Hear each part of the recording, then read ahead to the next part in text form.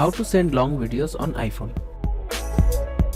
The first way to send long videos on iPhone is open your iMessage application, type in the name of the person you want to send it to, and you can just send them the video by clicking the photos icon here.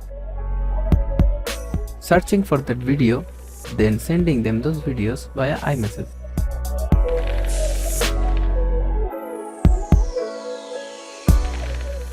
Another way is Google Drive them via link.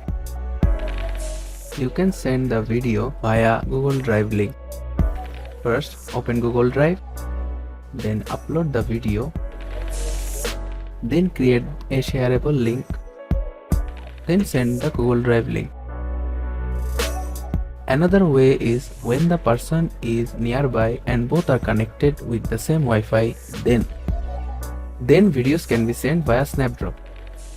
To send videos via Snapdrop, go to browser,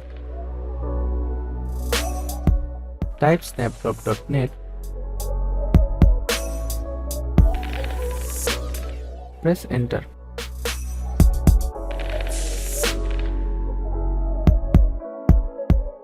It will allow to scan all devices that are connected to the same Wi-Fi.